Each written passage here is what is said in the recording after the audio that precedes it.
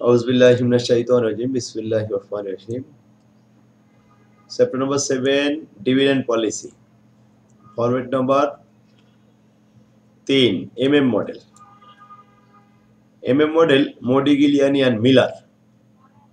এখানে আমাদের 5টা রিকোয়ারমেন্ট শিখতে হবে। খুব সহজ সূত্র 5টা। প্রথম market price per share current year P0। সূত্র হলো D plus P1 divide by 1 plus K। আচ্ছা, 2 নম্বর সূত্র হলো P1 market price per share end of the first year. সূত্র হলো P0 into 1 plus K minus D। D এর সাথে 1 আছে এক্সপেক্টেড ডিভিডেন্ড, 1 না দিলেও হয়। এখন উপরের 1 নম্বর সূত্র ভেঙেই 2 নম্বর সূত্রটা হয়েছে। অধিকাংশ প্রশ্নে 2 নম্বর সূত্রটাই আসে, 1 নম্বর সূত্র 1 নম্বর রিকোয়ারমেন্টটা চা হয় না। Market price per share current ইয়ার এটা দেয়া থাকে প্রশ্নে, market price per share end of the first ইয়ার এটা বের করতে হয়। 3 নম্বর প্রশ্ন এক্সটার্নাল ফাইন্যান্সিং। এর কোম্পানি বাইরে থেকে কত টাকা অর্থ আনয়ন করবে, কত টাকা ধার করবে, কত টাকা ঋণ করবে, এই বিষয়ে জানার জন্য এক্সটার্নাল ফাইন্যান্সিং। এটা সূত্র হলো ইনভেস্টমেন্ট, এটা I minus earning plus dividend, এসে সূত্র। এখন এই টাকাটা সংগ্রহ করার জন্য শেয়ার বিক্রি করা হতে পারে। এবং শেয়ার কতটা বিক্রি করতে হবে সেটার জন্য 4 নম্বর requirement, how many new share must be issue. Delta N investment minus earning plus dividend divided by P1।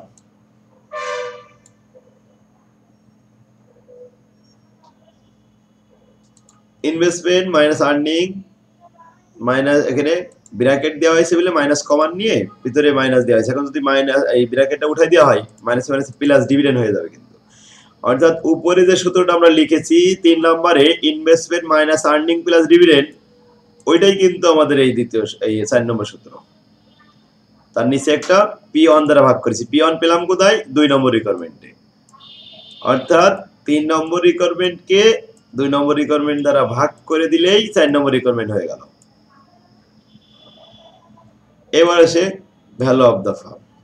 Value of the ফার্মের সূত্র হলো P1 ব্র্যাকেটের ভিতরে n plus delta n bracket close plus earning minus investment whole divide by 1 plus K।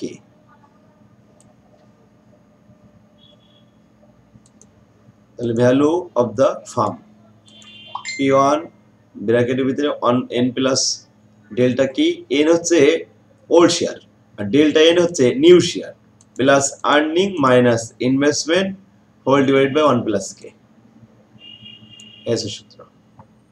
এখন আমরা এই সূত্রগুলো আয়ত্ত করার জন্য অঙ্কের দিকে চলে যাই। সবাই বুঝতে পারছেন সূত্রটা? ইনশাআল্লাহ স্যার। এখন আমরা এমএম মডেলে চলে আসলাম। এই যে 3 নম্বর ফরম্যাট, ওই প্রশ্নগুলি আমি এখানে একটু রিপিট করেছিলাম যে find out the market price per share current year, তাহলে P0। Find out the market price per share end of the first year P1। Find out the market price, এই যে find out the external financing EF 3 number. 4 number requirement find out the number of new share delta n। আর 5 number requirement find out the value of the firm V। প্রথমে আমরা 1 নম্বর problem দিয়ে শুরু করি। Problem number 1, consider the following data relating to mister limited. আচ্ছা, একটা অঙ্কের মাধ্যমে আমরা উপরের এই সমস্ত প্রশ্নগুলো অ্যান্সার শিখব। প্রশ্নটা বলা আছে নাম্বার অফ শেয়ার 3 লক্ষ, market price per share P0 100 টাকা, আর রিটার্ন অন ইনভেস্টমেন্ট আর এর মান 25%। অর্থাৎ এখানে যে ইনভেস্ট করা হলো 100 টাকা, 100 টাকা দামে শেয়ার ক্রয় করে সেখান থেকে রিটার্ন পাওয়ার সম্ভাবনা রয়েছে 25%। তাহলে 25 টাকা আয় হবে, 100 টাকায় 25 টাকা earning. Dividend pay out ratio, earning এর উপরে লভ্যাংশ প্রদান করা হবে 50%। Price earning ratio 10 Times. and 10 time এটা যখন দেওয়া হয় কে এর মান দেওয়া হয় না, কে এর মান বের করার জন্য এই প্রাইস আর্নিং রেশিও এটা আমাদের হেল্প করবে। নিউ ইনভেস্টমেন্ট নিডস টাকা 50 লক্ষ, নতুন করে ইনভেস্ট করতে হবে 50 লক্ষ টাকা। Using the MM model, MM model use করতে হবে market price per share end of the first year. এখন end of the first year মানে P1 বের করতে হবে প্রথমে, তাহলে আমরা P1 বের করব। নাম্বার 2 এক্সটার্নাল ফাইন্যান্সিং, এই 3 নম্বর রিকোয়ারমেন্ট, 2 নম্বর রিকোয়ারমেন্ট, 3 নম্বর রিকোয়ারমেন্ট। এবার আছে প্রশ্ন নম্বর 3 number of new share issue, তাহলে আমাদের এই ডেল্টা এন বের করতে বলা হয়েছে এখানে 4 নম্বরটা। আর 4 নম্বর প্রশ্ন আমাদের যেটা বলছে ভ্যালু অফ দ্য ফার্ম, এটা রিকোয়ারমেন্ট নাম্বার, উপরে প্রশ্নে 5, এখানে আমাদের এই 4।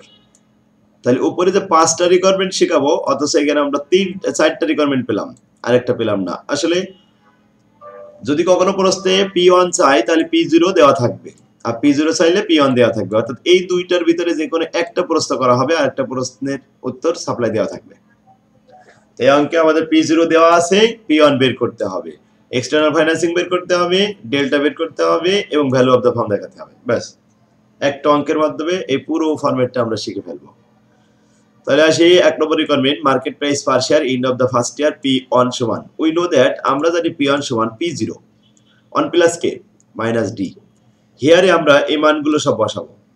প্রথমে P0 এর মান উপরে দেওয়া আছে 100 টাকা, K এর মান দেওয়া নেই, প্রাইস আর্নিং রেশিও বলা থাকবে যদি না দেওয়া থাকে K এর মান, আর K এর মান দেওয়া থাকলে আর প্রাইস আর্নিং বলবে না।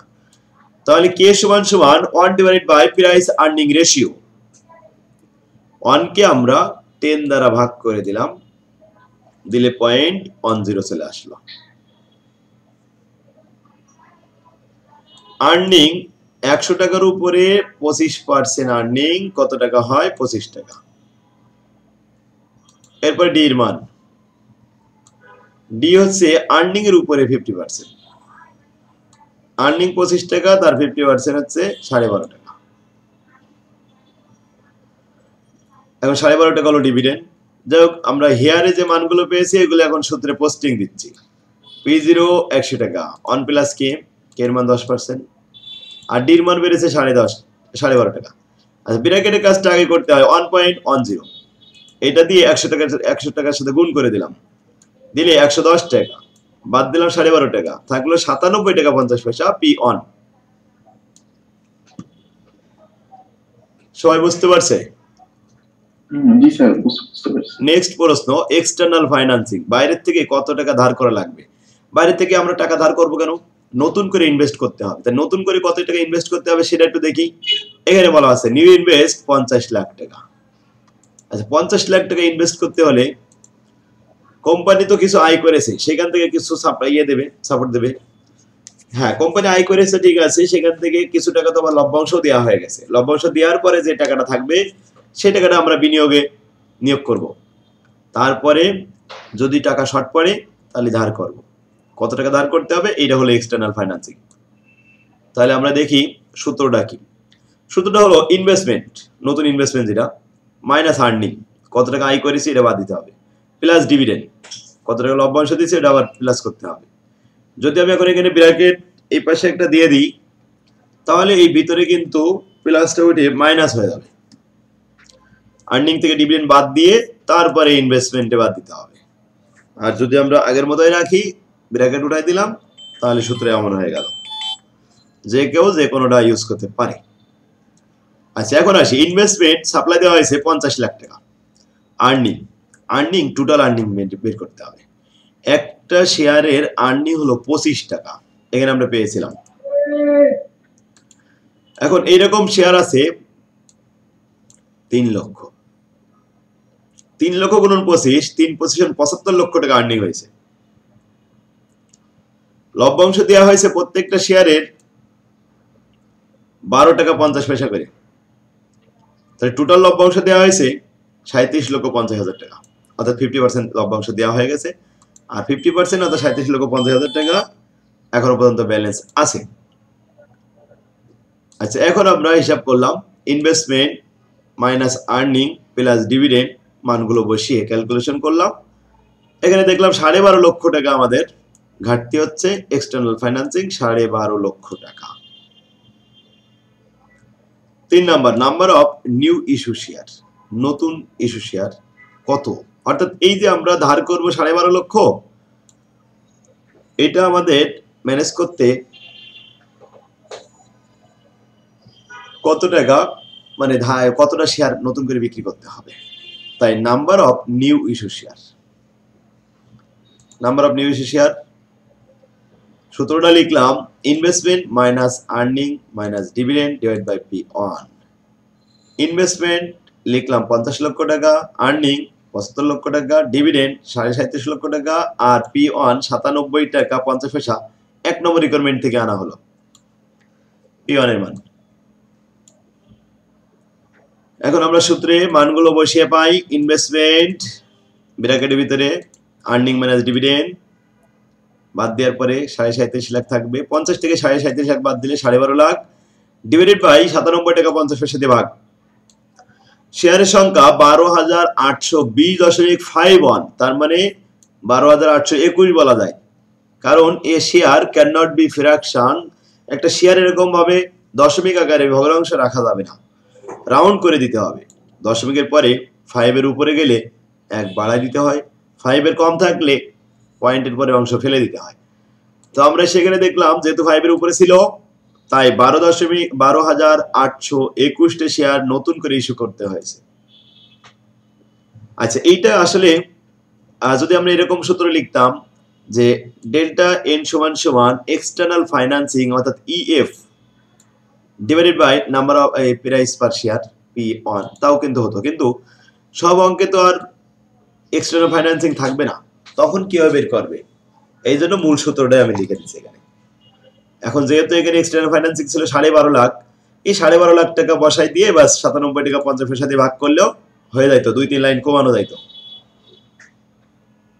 আচ্ছা, নেক্সট 4 নম্বর প্রশ্ন, value of the firm. Value of the ফার্মের সূত্র হলো P1, P1টা পরে ব্র্যাকেটে পরে দিলেও হবে, আগে দিলেও হবে। ভিতরে n plus delta n plus earning minus investment whole divide by 1 plus k।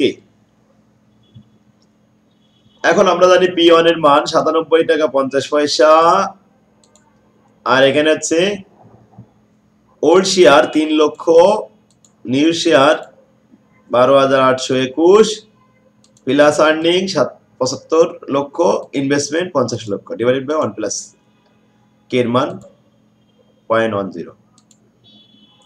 Calculation করলাম, এখন ক্যালকুলেশন করে ফলাফল পেলাম, ফলাফল আসলো 3 কোটি টাকা।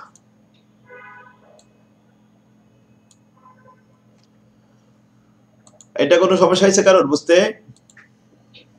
না স্যার, সমস্যা নেই আলহামদুলিল্লাহ। তাহলে আমরা কিন্তু এমএম মডেলের যে 5টা রিকোয়ারমেন্ট সবগুলোই শেখানো হয়ে গেল। আমি কিন্তু 4টে শেখালাম, আর P0 দেওয়া ছিল, তাই আসলে P0-র সূত্রটা P1 যখন দেওয়া থাকে তখন P1 কে ভাগ করতে হয়, এই জন্য ওইটা সাধারণত আসেও না, P1-ই বের করতে হয়, P0 সবসময় সাপ্লাই দেওয়াই থাকে। এই আমরা নেক্সট প্রশ্ন দেখি, 2 নাম্বার। 16 সালে 7 কলেজে আসছিল, a designing company has a cost of equity capital 17% এর মান। the current market value of the firm 40 লক্ষ টাকা, 140 টাকা পার শেয়ার, প্রতিটা শেয়ারের দাম 40 টাকা। so that under the MM assumption the payment of dividend does not affect the value of the firm। দেখাও যে MM মডেলের নিয়ম অনুযায়ী ডিভিডেন্ড পেইড করি আর না করি ভ্যালু অফ দ্য ফার্মের কোনো প্রভাব পড়বে না। ভ্যালু অফ দ্য ফার্ম বর্তমান দেওয়া রয়েছে 40 লক্ষ টাকা, শেয়ারের দাম 40 টাকা পার শেয়ার। 40 লক্ষকে 40 টাকা দ্বারা ভাগ করলে 100 টাকা পার শেয়ারের 1 লক্ষ শেয়ারের সংখ্যা পাওয়া যাবে, কারণ এখানে তো শেয়ারের দাম দেওয়া রয়েছে 40 টাকা, ভাগ করব 40 লক্ষকে, তাহলে 1 লক্ষ শেয়ার সংখ্যা পাওয়া যাবে। আচ্ছা, এবার আসি, আমরা দেখাবো যে ডিভিডেন্ড প্রদান করি আর না করি ভ্যালু অফ দ্য ফার্মের কোনো প্রভাব পড়বে না। তাহলে এই প্রশ্নের অ্যান্সার দিতে গেলে আমাদেরকে 2টা স্টেপ অনুযায়ী করতে হবে, when dividend is paid, when dividend is not paid, এই 2টা সাইড করতে হবে। তাহলে আসি ইনফরমেশনগুলো একটু পড়ি। নিউ ইনভেস্টমেন্ট 8 লক্ষ টাকা, আর্নিং টোটাল আর্নিং 4 লাখ টাকা, আর টোটাল ডিভিডেন্ড 3 লাখ টাকা। আচ্ছা, এখন আসি calculation of value of the firm. Value of the ফার্মের সূত্র আমরা জানি P1 n plus delta n bracket close plus earning minus investment whole divide by 1 plus k। এই মানগুলো সবই দেওয়া আছে, শুধু P1 দেওয়া নেই আর ডেল্টা এন দেওয়া নেই। এই দুইটা মান আমাদেরকে ওয়ার্কিং হিসেবে বের করে তারপরে ভ্যালু অফ দ্য ফার্মে হাত দেবো আমরা। নাও ফার্স্টলি ক্যালকুলেশন অফ P1। আমরা প্রথমেই P1 বের করতে গেলাম। when dividend is paid, dividend যখন পেইড করা হবে তখন we know that আমরা জানি P1 সমান P0 into 1 plus K minus dividend। P0 এর মান দেওয়া আছে 40 টাকা, K এর মান 17% বলা আছে। এরপরে ডিভিডেন্ড, এখন ডিভিডেন্ড বলা আছে এখানে 3 লাখ, আর শেয়ারের সংখ্যা দেওয়া নেই, শেয়ারের সংখ্যা ওয়ার্কিং করে বের করে নেব 1 লাখ। 1 লাখ শেয়ার দিয়ে 3 লক্ষ টাকাকে ভাগ করলে ডিভিডেন্ড পার শেয়ার পাওয়া যাবে 3 টাকা। তাহলে হিয়ারে আমরা সেগুলো লিখলাম, নাম্বার অফ শেয়ার 1 লক্ষ, এই 3 লক্ষ টাকাকে 1 লক্ষ দিয়ে ভাগ করলে 3 টাকা পার শেয়ার। অতএব এখানে আমরা 3 টাকা মাইনাস করে দিলাম, ডিভিডেন্ডের মান বসালাম 3 টাকা। আগে সবগুলো বলি, P0 এর মান 40 টাকা, K এর মান 17%, D এর মান 3 টাকা। বা 46 টাকা থেকে 3 টাকা বাদ দিলে 43 টাকা 80 পয়সা থাকবে। এই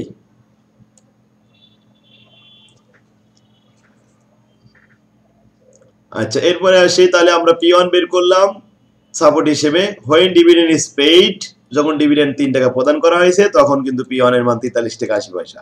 when dividend is not paid, যদি ডিভিডেন্ড প্রদান না করে থাকি তাহলে কিন্তু আমাদের শেয়ারের দাম একটু বাড়তি থাকবে। যেমন এখানে P1 এর P0 এর মান বসালাম 40 টাকা, 17% দিয়ে গুণ করলাম, আর ডিভিডেন্ড কিন্তু 0 টাকা, তাহলে 46 টাকা 80 পয়সা হলো আমাদের P1 এর মান। কখন এটা? যখন ডিভিডেন্ড নট পেইড, ডিভিডেন্ড যখন প্রদান করছি না তখনকার মান। যাই হোক, when dividend is paid R not paid দুটোই লাগবে। এবার আমাদের ডেল্টা এন বের করতে হবে। নাও ক্যালকুলেশন অফ ডেল্টা এন। এখানে when dividend is paid, when dividend is not paid, তাহলে ডেল্টা সূত্র বসালাম এক্সটার্নাল ফাইন্যান্সিং, যেটা উপরে ইনভেস্টমেন্ট মাইনাস আর্নিং, ব্র্যাকেট দিছি বলে আর্নিং থেকে minus dividend, whole divided by P1। when dividend is paid লেখা আছে, P1 এর মান কোনটা হবে জানেন? এই উপরে 43 টাকা 80 পয়সা। আর when dividend is not paid যখন বলবো তখন P1 এর মান কিন্তু দ্বিতীয়টা বসাতে হবে। তাহলে আমরা এটা মান বসালাম, ইনভেস্টমেন্ট 8 লক্ষ, আর্নিং 4 লক্ষ থেকে ডিভিডেন্ড 3 লক্ষ বাদ দিলে 1 লক্ষ থাকে, 8 লক্ষ থেকে 1 লক্ষ বাদ দিলে 7 লক্ষ থাকে। এটাকে ভাগ করলাম 43 টাকা 80 পয়সা দিয়ে, ভাগ করলে 15,982 তে শেয়ার। ক্লিয়ার? এই জি স্যার, আলহামদুলিল্লাহ। এবার আমি আসি এই পাশে লিখলাম when dividend is not paid, যখন ডিভিডেন্ড পেইড না করা হয় তখন কি অবস্থা হয়। নট পেইড এর লিখলাম।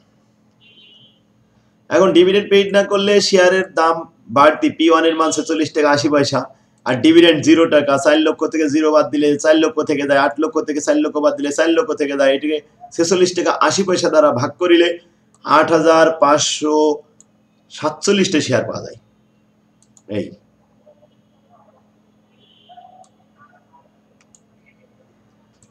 এখন আসি ভ্যালু অফ দ্য ফার্ম, ভির মান। আমরা যেহেতু ডেল্টা পেয়ে গেছি দুইটা, when dividend is paid or not paid, আর প্রাইসও পেয়ে গেলাম ডিভিডেন্ড পেইড আর নট পেইড।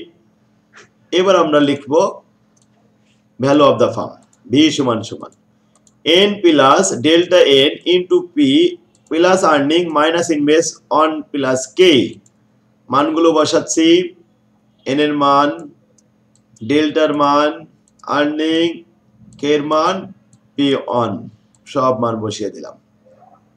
আচ্ছা, এন এর মান ওল্ড শেয়ার, নিউ শেয়ার তো 15,000, যখন ডিভিডেন্ড নট পেইড, যখন পেইড তখন 15,982 টা শেয়ার, 43 টাকা 80 পয়সা করে প্রাইস, P1 এর মান। এবার আর্নিং হচ্ছে 4 লাখ, ইনভেস্টমেন্ট হচ্ছে 8 লাখ, আর নিচে 1 প্লাস কে দ্বারা ভাগ।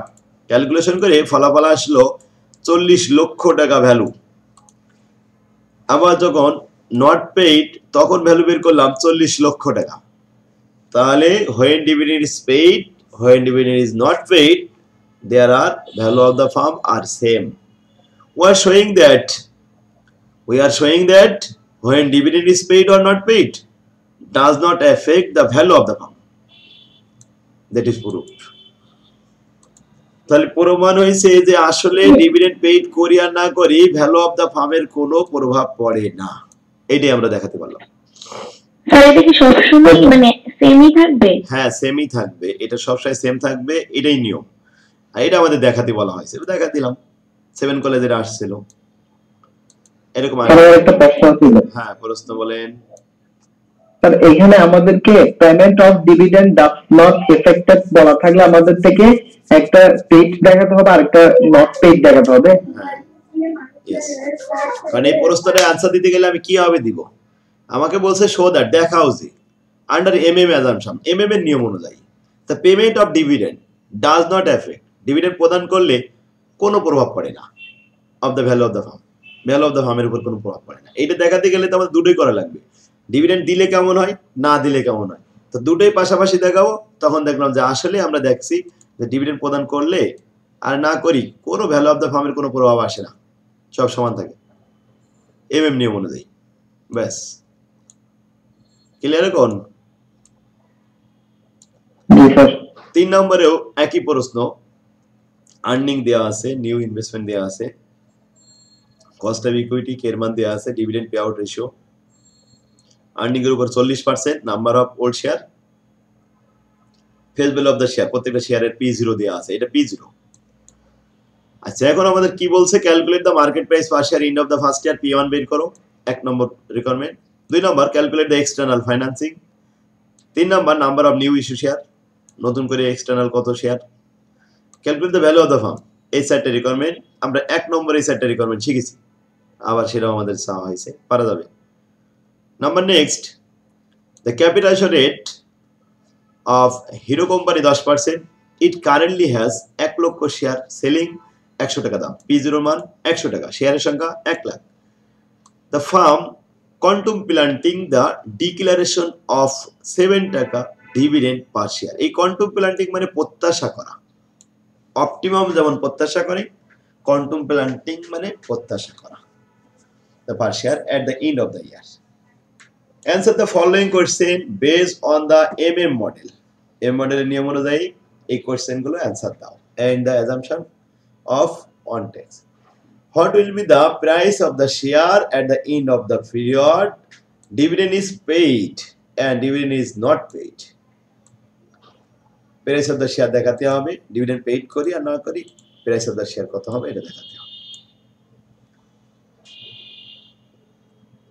এখন dividend paid করলে P1 এর মান কত, dividend paid করলে 7 টাকা বাদ যাবে, আর dividend paid না করলে এই 7 টাকা বাদ যাবে না, অর্থাৎ 110 টাকা হয়ে যাবে। এই দুইটা দেখাতে বললাম, এই যে 110 টাকা।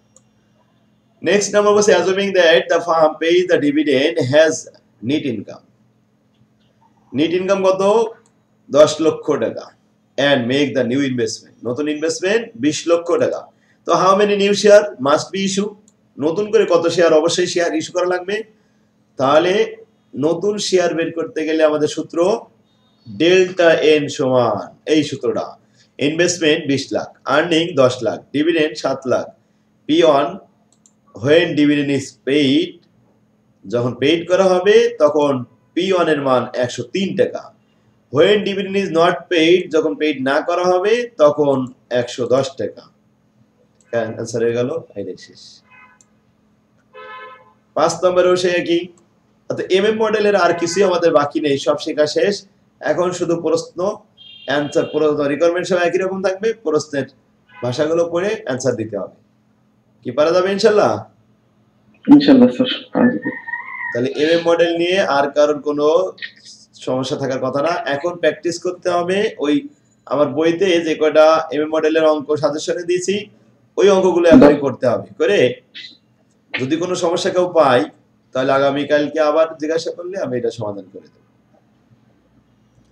অঙ্ক এমএম মডেলটা আসে বেশি বলে এখানে এই যে বোর্ড প্রশ্ন মোট বেশ কিছু অঙ্ক দেওয়া হয়েছে, ও 10টা অঙ্ক আছে, 10টা অঙ্ক করে ফেলেন, 10টা অঙ্ক তো আর বেশি সময় লাগবে না। আজকে আমরা ডিভিডেন্ড পলিসি করলাম 7 নম্বর অধ্যায়।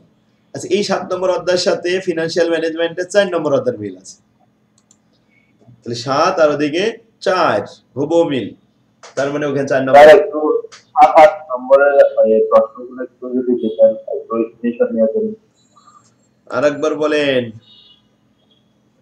স্যার প্রশ্ন স্ক্রিনশট নেওয়ার জন্য ওই 7, 8, 9, 10